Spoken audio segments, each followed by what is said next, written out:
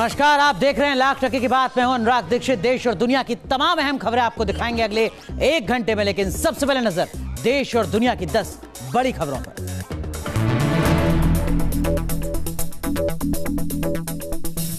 पाकिस्तान पर air strike का सबसे बड़ा सबूत सामने आया है। एयर स्ट्राइक से तबाह हुआ आतंकी मसूद के टेरर कैंप के विध्वंस तस्वीरें सामने आई है।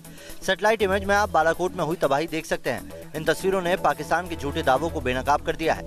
सैटेलाइट तस्वीरों को देखकर आप अंदाजा लगा सकते हैं कि एयर स्ट्राइक से बालाकोट में आतंकियों को कितना नुकसान पहुंचा है।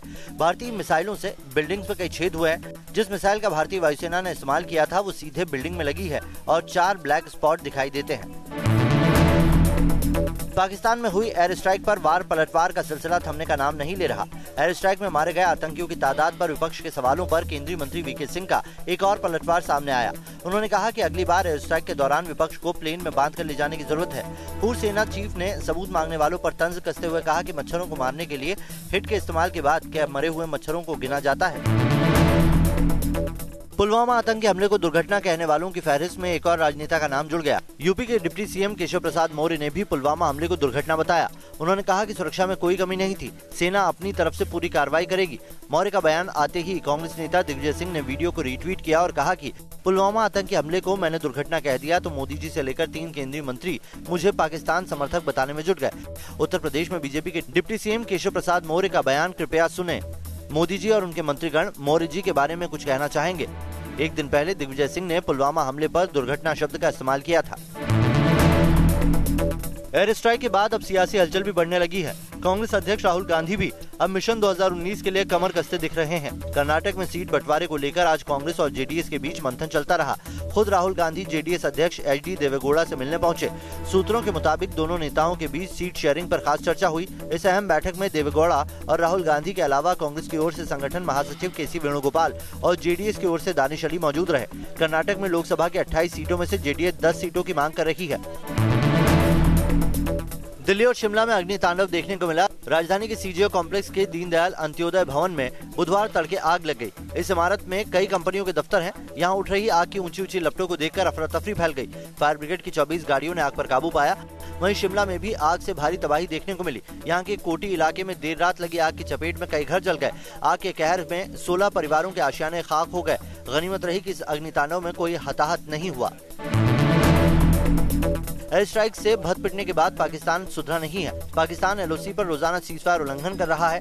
पाक फौज ने राजौरी जिले के नौशेरा और सुंदरबनी सेक्टरों और पुंछ जिले में कृष्णा घाटी सेक्टर में बिना किसी उकसावे के गोलीबारी की, जिसका भारतीय सेना ने भी मुंहतोड़ जवाब दिया। पाकिस्तानी सैनिकों ने सीमावर्ती चौकियों और गांवों में 3 स्थानों पर भी भारी मोर्टार दागे और फायरिंग की। बालाकोट में जैश ए मोहम्मद के आतंकी शिविर पर हमले के बाद पाकिस्तान लगातार सीजफायर तोड़ रहा है। पिछले हफ्ते एलओसी पर राजौरी और पुंछ जिलों में पाकिस्तान ने संघर्ष विराम का 60 से ज्यादा बार उल्लंघन किया है। दिल्ली पुलिस ने स्पाइडरमैन को गिरफ्तार किया है। स्पाइडरमैन का नाम सुनकर आप चौंक गए होंगे। दरअसल कीर्ति नगर इलाके में पुलिस ने रवि नाम के जिस आरोपी को पकड़ा है उसकी पहचान इलाके में स्पाइडरमैन के नाम से है, क्योंकि ये बदमाश बड़ी तेजी से टारगेट किए गए फ्लैट में पाइप या दीवार के सहारे चढ़कर बैल्कनी के रास्ते से घर में घुस जाता था और कीमती सामान हाथ साफ कर देता था। पुलिस के मुताबिक अब तक ये आरोपी चोरी की कई वारदातें अंजाम दे चुका है। सीसीटीवी की मदद से स्पाइडरमैन को दबोच लिया गया। मध्य प्रदेश के भोपाल में भीड़ भरे बाजार में पुलिस एक शख्स को पीटती हुई नजर आ रही है। सीसीटीवी में कैद हुई तस्वीरों में आप देख सकते हैं कि आधा दर्जन पुलिस वाले एक शख्स को पीट रहे हैं, उसे काबू में करने की कोशिश कर रहे हैं। इस दौरान धक्का मुक्की में दुकानों में रखा सामान भी गिर जाता है। बताया जाता है कि पिट रहा शख्स एक कारोबारी है और सड़क पर कार पार्क करने को लेकर मारपीट की गई। पुलिस पिटाई के विरोध में स्थानीय कारोबारियों ने पुलिस के खिलाफ नारेबाजी की। बाद में पिटाई के आरोप में 4 पुलिस वालों को सस्पेंड कर दिया गया। उत्तर प्रदेश के आगरा से पुलिस की दबंगई का एक वीडियो वायरल हो रहा है। वीडियो में दारोगा जी ऑटो चालकों से मजदूरी कराते हुए नजर आ रहे हैं। आरोप है कि बिजली घर चौकी पर तैनात दारोगा ऑटो चालकों से जबरन सफाई करवाते हैं। अगर किसी ऑटो वाले ने दारोगा जी के साथ नाफरमानी की तो उसके साथ गाली गलौज मारपीट की जाती है और ऑटो सीज करने की धमकी दी जाती है। वीडियो वायरल होने के बाद पुलिस के बड़े अधिकारी जाँच की बात कह रहे हैं। ऑस्ट्रेलिया के सिडनी में समंदर की सफाई के लिए चलाया जा रहा है बड़ा अभियान। मशहूर सिडनी हार्बर में 50 लोगों का ग्रुप खास अंदाज में समंदर की तलहटी में पड़े प्लास्टिक कचरों को उठाता नजर आया। पानी में सैकड़ों फीट नीचे जाने के लिए लोग ऑक्सीजन मास्क का इस्तेमाल कर रहे हैं, जिससे पानी के अंदर सांस लेने में कोई दिक्कत न हो। समंदर की सैर के दौरान सैलानी प्लास्टिक कचरे को पानी में छोड़ देते हैं, जिससे दुर्लभ जीव जंतुओं पर असर पड़ता है। ऑपरेशन स्ट्रॉ के नाम से चल रहे इस अभियान से काफी लोग जुड़ते जा रहे हैं।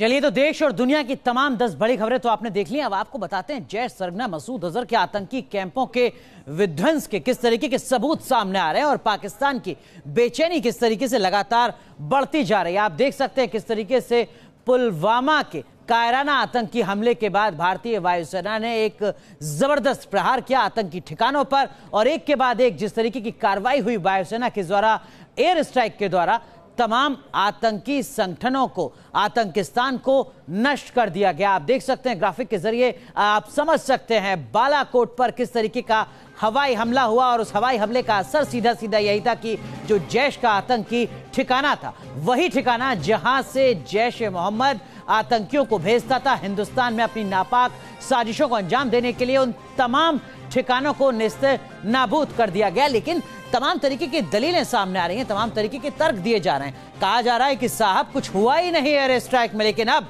नए सबूत सामने आए हैं जिसके बाद पाकिस्तान की मुश्किलें लगातार बढ़ रही हैं और उनकी भी मुश्किलें बढ़ सकती हैं जो एयर स्ट्राइक के सबूत मांग रहे हैं, क्योंकि अब सबूत सामने आ चुके हैं। आपके सामने तस्वीरें हम आपको दिखाते हैं। ये 4 अलग अलग तरीके की तस्वीरें हैं जो बता रही हैं कि किस तरीके से हवाई हमला हुआ आतंकी जमीन पर आतंक को नेस्तनाबूद करने के लिए। आप देख सकते हैं अलग अलग तरीके के जो निशान हैं दरअसल में वो इस बात के सबूत हैं कि एयर स्ट्राइक हुई है और बहुत ज्यादा नुकसान हुआ है जैश ए मोहम्मद के बालाकोट के उस आतंक के ठिकाने पर, जहां लगभग 300 मोबाइल सक्रिय थे और जो जानकारी मिल रही है उसके मुताबिक लगभग 300 से ज्यादा आतंकी ढेर हुए थे। ये उसी जगह की तस्वीरें हैं सैटेलाइट के जरिए जो ली गई हैं, जहां से तमाम स्थितियां साफ हो रही हैं और एक बार फिर ये बात पुष्ट हो जाती है कि हां, आतंक के खिलाफ एयर स्ट्राइक के जरिए एक सख्त एक्शन लिया गया है। लेकिन ये तस्वीरें तो एयर स्ट्राइक के बाद की हैं। एयर स्ट्राइक से पहले की किस तरीके की स्थिति थी वो भी आप समझ लीजिए। आप देख सकते हैं, देखिए जरा, ये वायुसेना की एयर स्ट्राइक से पहले की तस्वीरें हैं जहां सब कुछ सामान्य नजर आता है। इस तस्वीर के बाद यह तस्वीर साफ हो जाती है कि एयर स्ट्राइक पर सबूत ना मांगे पाकिस्तान, क्योंकि जो बदलाव है वो साफ नजर आ रहा है। बालाकोट में जैश ए मोहम्मद का आतंकी ठिकाना पूरी तरीके से नेस्तनाबूद हो गया है। ये पहले की तस्वीर है, आप देख सकते हैं जैश का मदरसा है, मुख्य इमारत है और इमारत की छत भी मौजूद है। लेकिन इससे पहले की जो तस्वीर हम आपको दिखा रहे थे वहां पर इसमें से काफी हिस्सा खत्म हो चुका है, आतंकी ढेर हो चुके हैं। तो ये सबूत हैं वो तस्वीरें जो बता रही हैं कि भारतीय वायुसेना ने किस तरीके से जैश ए मोहम्मद के आतंकी ठिकानों को नेस्तनाबूद किया है। हम आपको जरा समझाएं इन तस्वीरों के जरिए। आप देख सकते हैं 2 तस्वीरें आपके सामने हैं पाकिस्तान पर जो एयर स्ट्राइक हुई है उससे जुड़ी हुई। एक हमले के बाद की तस्वीर है जो आप देख रहे हैं लाल घेरे में, और वहीं दूसरी तरफ हमले से पहले की तस्वीर है। अंतर साफ नजर आता है किस तरीके से जो बमबारी हुई है, एयर स्ट्राइक हुई है, 1000 किलो के आसपास का जो बम है वो वहां पर इस्तेमाल किया गया है और उसका असर किस तरीके से पड़ रहा है ये साफ नजर आता है इस तरीके से नुकसान में। तो तस्वीरें लगातार आपके सामने है। देखिए जरा, ये एयर स्ट्राइक के बाद का बालाकोट है, जैश ए मोहम्मद का वो कैंप है जहां से आतंकियों को ट्रेनिंग दी जाती थी, हिंदुस्तान में भेजा जाता था नापाक साजिशों को अंजाम देने के लिए। लेकिन एयर स्ट्राइक के बाद किस तरीके से पूरा का पूरा हिस्सा नेस्तनाबूद हो चुका है, पूरी इमारत खंडर बन चुकी है। आप देख सकते हैं सड़क बर्बाद हो चुकी है, इमारतों की छत नदारद है। ये 4 मार्च की तस्वीर आपको बता दें कि एयर स्ट्राइक के कुछ दिन बाद की ये तस्वीरें हैं जो इस बात की तस्दीक करती हैं कि जैश ए मोहम्मद के खिलाफ वायुसेना की तरफ से एयर स्ट्राइक की गई। तस्वीरें दरअसल में ये 1 मार्च की हैं जो 4 मार्च को सामने आई हैं। एयर स्ट्राइक के कुछ दिन बाद की तस्वीरें हैं जो बता रही हैं कि हाँ, बहुत कुछ घटा है बालाकोट में। ये नहीं कहा जा सकता पाकिस्तान की तरफ से कि दरअसल में कुछ हुआ ही नहीं है। तो सबूत यहां पर सामने आए हैं, इसके बाद उम्मीद की जाती है कि सवाल खत्म हो जाएंगे। वैसे हिंद के शूरवीरों ने साफ साफ कह दिया कि पाकिस्तान में की गई एयर स्ट्राइक कामयाब रही है, निशाना वहीं लगा जहां हम लगाना चाहते थे। लेकिन कुछ तस्वीरों के जरिए सवालों की एक लंबी फहरिस्त खड़ी की जा रही है। एक न्यूज एजेंसी की तस्वीर दिखाकर यह जताने और बताने की कोशिश की जा रही है कि हिंदुस्तान का हमला चूक गया। यह अलग बात है कि उन्हीं तस्वीरों को जब करीब से देखा जाता है तो एक अलग कहानी नजर आती है।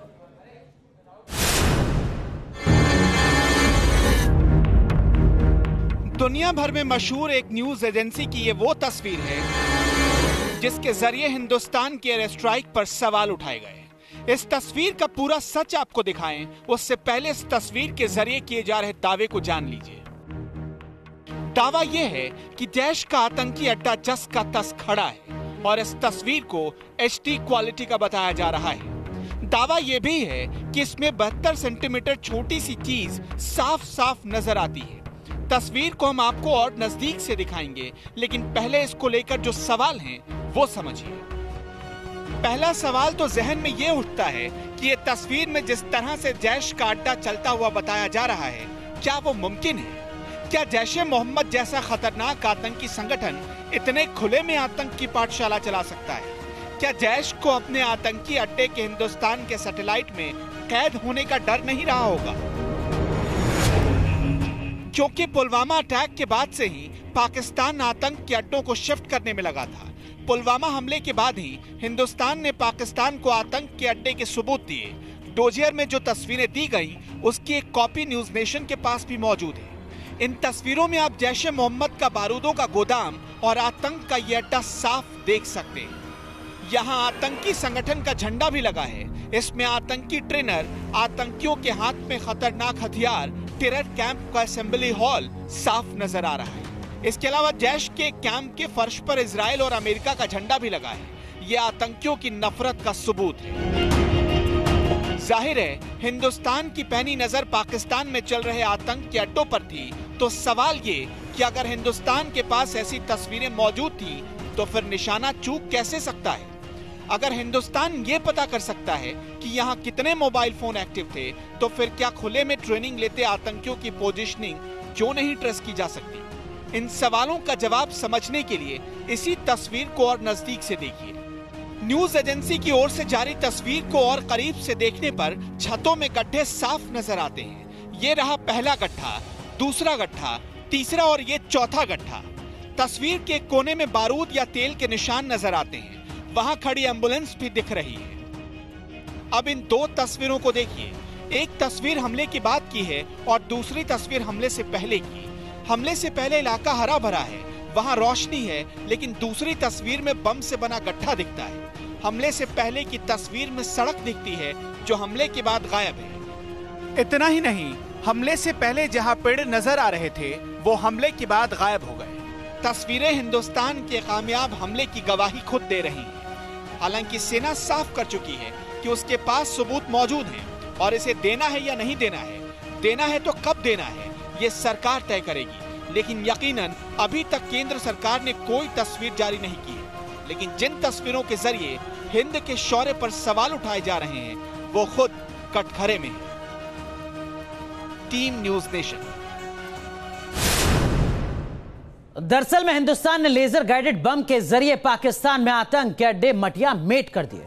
बड़ी बात यह रही कि ज्यादातर लोगों को यह लगता है कि यह आम बमों की तरह है, जो पूरे इलाके को तबाह कर सकता है, लेकिन ऐसा है नहीं। तो लेजर गाइडेड बम कैसे अपने निशाने पर अचूक वार करता है, इसे भी समझिए।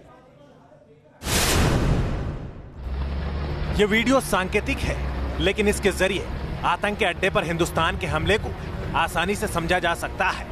किसी फाइटर प्लेन में आमतौर पर इसी तरह से बम लगाए जाते हैं, जो बेहद वजनी और कारगर माने जाते हैं। कहा जाता है कि इनका निशाना अचूक होता है और ये किस तरह हमला करते हैं, वो इस सांकेतिक वीडियो से समझिए। देखा आपने, टारगेट लॉक हुआ, लेजर गाइडेड बम उसकी ओर बढ़ा और इतनी गाड़ियों और लोगों के बीच भी इसका हमला सिर्फ अपने टारगेट पर हुआ। हमले की जगह सिर्फ काला धुआं उठा, एक ब्लैक स्पॉट बन गया, लेकिन आसपास की चीजें जस की तस है। ये लेजर गाइडेड बम होते हैं, जैसे प्रिसिजन गाइडेड बम्स हैं। ये बिल्कुल जहां पर टारगेट आप चाहते हैं वहीं पर जाकर के लगते हैं। और जैसे प्रिसिजन गाइडेड में कोऑर्डिनेट्स को लोड किया जाता है और जहां पर आप चाहेंगे, जो आपका टारगेट होगा, वो उधर जाकर के वो बम लगेंगे।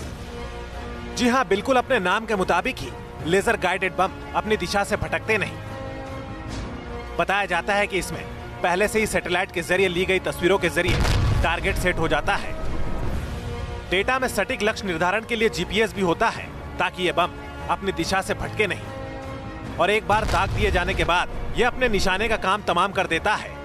हाँ, अगर सैटेलाइट है उस इलाके में और सैटेलाइट इमेजेस ले सकते हैं, इसमें कोई शक नहीं, क्योंकि आप टारगेट बिफोर द स्ट्राइक और टारगेट आफ्टर द स्ट्राइक, दोनों के आपके पास सैटेलाइट की इमेजेस आ जाएंगे। आपको खुद ही पता चल जाएगा कि कितना नुकसान हुआ है। यानी लेजर गाइडेड बम दूसरे बम से बिल्कुल अलग होते हैं। इसमें सिर्फ उसी जगह को टारगेट किया जाता है जिसे टारगेट करने का लक्ष्य होता है और आसपास की जगहों पर आमतौर पर इसका कोई नुकसान नहीं पहुंचता। T news nation. तो लेजर गाइडेड बम कैसे काम करता है ये आपने समझ लिया। लेजर गाइडेड बम का इस्तेमाल होता है तो इसका मतलब ये नहीं कि पूरे के पूरे इलाके में बर्बादी होती है, बहुत ज्यादा नुकसान होता है। दरअसल में जो इसका निशाना होता है वहीं पर लेजर गाइडेड बम अचूक वार करता है और इसी का इस्तेमाल एयर स्ट्राइक के जरिए भी किया गया, आप देख सकते हैं। और आपको जरा बताते हैं कि किस तरीके से हिंदुस्तान की तरफ से जब एयर स्ट्राइक की गई तब लेजर गाइडेड बम ने किस तरीके से काम किया, आपको दिखाते हैं। जरा समझिए आप किस तरीके से एयर स्ट्राइक में बम काम करता है, जिसका नाम है स्पाइस 2000। दरअसल में ये बम गाइडेंस किट से लैस होता है। इसका मतलब यह है कि सब कुछ जानकारी पहले से फीड होती है, स्टैंडर्ड वॉरहेड या बम से लिंक्ड होता है, यानी कहीं ना कहीं जो तकनीकी रूप से तमाम चीजें एडवांस स्तर पर होती हैं वो यहां पर नजर आती है। और बम में कैमरा और वॉरहेड दो हिस्से होते हैं, कैमरा भी होता है, यह समझना बेहद दिलचस्प है। और मिसाइल की नोज पर कैमरा फिट होता है, इस बात को भी जानना बेहद जरूरी है। और दूसरे भाग में डेटा चिप होती है, यानी किस तरीके से कैमरा, विस्फोटक और तमाम जानकारी एक दूसरे से लिंक्ड होती हैं। यही खासियत है स्पाइस 2000 की। और किस तरीके से अपना हमला आगे करता है, स्टेज 1 में आपको समझाते हैं। मिशन के टारगेट को लेकर तैयारी की जाती है, टारगेट सेट होने पर मेमोरी चिप में डेटा फीड होता है, यानी कि किस तरीके से आगे बढ़ना है इसकी तैयारी होती है। और डेटा में जीपीएस, टारगेट की तस्वीर और जानकारी सब कुछ होती है, यानी सटीक निशाना लगे इस बात की पूरी पुष्टि की जाती है। तयशुदा जगह पर जेट स्मार्ट बम गिरा देते हैं और यहां से लगातार दुश्मनों की मुश्किलें बढ़ती हैं और मुश्किल तकनीक के साथ और ज्यादा बढ़ती हैं। मेमोरी चिप के डेटा से टारगेट की तरफ लगातार स्पाइस 2000 बढ़ता जाता है। अपने निशाने पर बम में लगा कैमरा टारगेट की फोटो लेता है ताकि हर पल पल की अपडेट मिलती रहे। बम के मिसगाइड होने पर ऑनबोर्ड डेटा फीडिंग भी होती है, यानी अगर कहीं कोई गलती होती है तो उसकी पूरी जानकारी तुरंत मिलती रहती है। और लाइव फीड होने से टारगेट पर पहुंचना आसान होता है। आपने दो स्टेज तो समझ ली, तीसरी स्टेज आपको समझाते हैं। बम से मिली तस्वीर का मिलान डेटा से होता है, कहीं कोई दिक्कत तो नहीं है, कहीं कोई गड़बड़ तो नहीं है।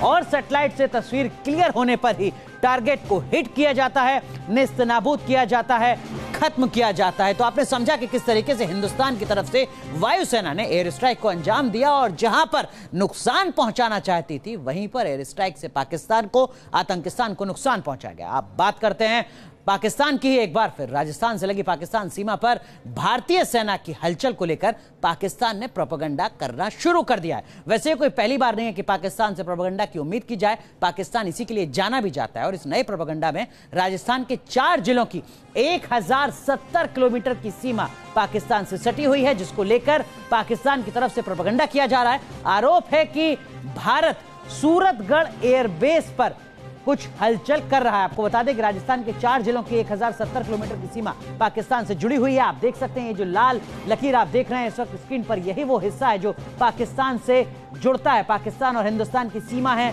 राजस्थान की 4 जिले मोटे तौर पर Jaisalmer 464 kilometre, Barmer 228 kilometre, Sriganganagar 210 kilometre और बीकानेर 168 किलोमीटर। यानी जैसलमेर वो जिला है राजस्थान का जिसकी सबसे ज्यादा सीमा राजस्थान से, पाकिस्तान से मिलती है। 4 जिले यहां पर हैं, लेकिन यहां पर लगातार प्रोपेगेंडा पाकिस्तान की तरफ से फैलाया जा रहा है। और इन सब के बीच दुनिया को अपने फरेब में फंसाने के लिए पाकिस्तान ने 70 आतंकी संगठनों पर कार्रवाई का दम भरा है। इमरान खान की सरकार जमाते इस्लामी, फलाह इंसानियत और जैश पर बैन और हिरासत का नाटक कर रही है। पाकिस्तान ने ऐलान किया है कि मसूद का भाई रऊफ असगर, मसूद का बेटा हम्माद असगर और मसूद के 44 आतंकी हिरासत में ले लिए गए। लेकिन क्या यह कार्रवाई महज दिखावा है? 70 आतंकी संगठनों पर कार्रवाई, 44 आतंकी सलाखों के पीछे। पाकिस्तान ने फलाह इंसानियत, लश्कर तैयबा, जमात दावा जैसे 70 संगठनों पर बैन का ऐलान किया है। इसके साथ ही 44 आतंकियों को सलाखों के पीछे भेजने का दावा किया है। लेकिन क्या यह कार्रवाई महज दिखावा है? क्या इमरान खान की सरकार हर बार की तरह इस बार भी भारत और दुनिया के साथ फरेब कर रही है?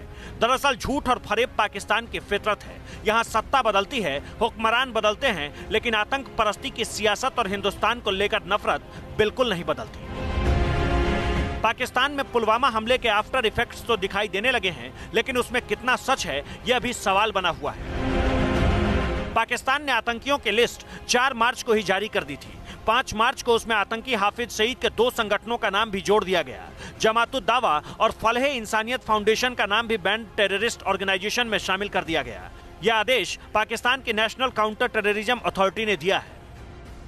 मैसेज है पाकिस्तान के और तमाम ग्लोबल की स्टेक होल्डर्स के लिए कि ये पाकिस्तान का डिसीजन है। पाकिस्तान हर 6 महीने बाद, साल बाद किसी ऐसी चीज में अपने आप को मुब्तला नहीं करना चाहेगा जिससे हम पे दोबारा इल्जामात लगे। ये हमारी मुस्तकबिल और हमारी अपना इनिशिएटिव है। हम किसी प्रेशर में ये नहीं कर रहे। और सबसे बढ़कर ये कि अक्रॉस द बोर्ड अब पाकिस्तान की जमीन और पाकिस्तान को किसी लेवल पर किसी भी कैपेसिटी में कोई मिसयूज नहीं कर सकेगा इंशाल्लाह। That is the ultimate objective. इस ऐलान के साथ एक शर्त भी जुड़ी है, क्या उसे आप भी समझिए। गिरफ्तारी की यह कार्रवाई सिर्फ 2 हफ्ते के लिए मान्य होगी, यानी 2 हफ्ते बाद यह हिरासत खत्म हो जाएगी। ये जो हमारा एक्शन जो चल रहा है, ये एक्शन तकरीबन 2 हफ्ते चलेगा। और अगर इसको आगे हमें चलाने की कोशिश जरूरत पड़ी तो इसको मजीद आगे भी कर सकेगा। 2 हफ्तों के इस पाकिस्तानी ढोंग की वजह और हकीकत भी समझ लीजिए। 5 तारीख से 2 हफ्ते यानी 14 दिन बाद तारीख आती है 19 मार्च। 13 मार्च को संयुक्त राष्ट्र की सुरक्षा परिषद में जैश ए मोहम्मद और मसूद अजहर पर फैसला आना है। यानी इमरान सरकार बस 13 मार्च के फैसले से बचना चाहती है। पठानकोट के हमले के बाद उसने जैश ए मोहम्मद और मसूद अजहर पर बैन लाया था, लेकिन उसे तुरंत उठा दिया था। तो हाफिज सईद के ऊपर और जमातुद दावा के ऊपर बैन लगाकर आप क्या हासिल करने वाले हैं? आप किसी के भाई को जेल में डालकर आप क्या हासिल करने वाले हैं? इससे कुछ भी नहीं हासिल होने वाला है। ये नाटक पाकिस्तान का चलता रहेगा। कुछ दिनों बाद वो फिर से बैन हटा देंगे, फिर से उनको जेल से रिहा कर देंगे। इस बार चीन भी आतंक की आलोचना कर जाहिर कर चुका है कि जैश और उसका सरगना मसूद अजहर बख्शा नहीं जाना चाहिए। यानी संयुक्त राष्ट्र की सुरक्षा परिषद में इमरान सरकार की फजीहत और मसूद अजहर की गर्दन बचाने के लिए गिरफ्तारी का यह प्रपंच रचा गया है, ताकि 13 मार्च इमरान खान के लिए अनलकी न साबित हो जाए। Team news nation. तो आतंक पर पाकिस्तान का फरेब लगातार जारी है। पाकिस्तान सेना के प्रवक्ता आसिफ गफूर का बयान आपको बताते हैं। पाकिस्तान में जैश ए मोहम्मद का वजूद ही नहीं है। यूएन के साथ पाकिस्तान ने जैश को बैन किया है। जैश जैसे संगठनों से छुटकारा पाने में मदद करे दुनिया, ये बात पाकिस्तान कह रहा है। आसिफ गफूर का बयान है कि पाकिस्तानी विदेश मंत्री शाह महमूद कुरैशी ने जो बात कही वो गलत है, क्योंकि अब सेना के प्रवक्ता शाह महमूद कुरैशी से बिल्कुल उल्टी बात करें। पाकिस्तानी विदेश मंत्री ने कुछ ही दिन पहले माना था कि मसूद अजहर पाकिस्तान में हैं और वो काफी बीमार है। तो पुलवामा अटैक के बाद भारत और पाकिस्तान के रिश्ते सबसे नाजुक दौर में हैं, लेकिन इसके बावजूद करतारपुर कॉरिडोर पर दोनों देशों के बीच बात होने वाली है। पाकिस्तान करतारपुर कॉरिडोर पर बातचीत के जरिए एक बार फिर अमन का दिखावा कर रहा है। पुलवामा हमले के बाद भारत सरकार ने पाकिस्तान से सभी तरह की बातचीत को रद्द कर दिया है। कहा गया था कि आतंकवाद और बातचीत साथ साथ नहीं चल सकते, लेकिन अब पाकिस्तान ने फिर पलटी मारी है। उसने करतारपुर कॉरिडोर के बहाने फिर से अमन का झूठा राग अलापा है। एक बार फिर से आतंक का रहनुमा पाकिस्तान करतारपुर के बहाने दिखावा कर रहा है। भारत और पाकिस्तान के बीच जारी तनाव के बीच करतारपुर कॉरिडोर पर बातचीत के लिए पाकिस्तान का डेलीगेशन 14 मार्च को भारत आएगा। हमने फैसला किया है कि जो हमने करतारपुर के लिए राहदारी के लिए जो हमने मीटिंग्स और नशिस्तें तय की थी, पाकिस्तान का डेलीगेशन इंशाअल्लाह 14 मार्च को हस्ब वादा जो तारीख तय हुई थी पिछली नशिस्त में, इंशाअल्लाह वो दिल्ली जाने के लिए तैयार है। करतारपुर कॉरिडोर के लिए होने वाली बातचीत दिल्ली के बजाय वाघा अटारी बॉर्डर पर होगी। पाकिस्तान ने इस बातचीत के लिए अपने डेलीगेशन को तय वक्त पर भेजने का ऐलान किया। भारत ने भी करतारपुर कॉरिडोर पर बातचीत जारी रखने की बात कही है, लेकिन इसके लिए पाकिस्तानी डेलीगेशन को दिल्ली के बजाय अटारी बॉर्डर पर ही रोक दिया गया।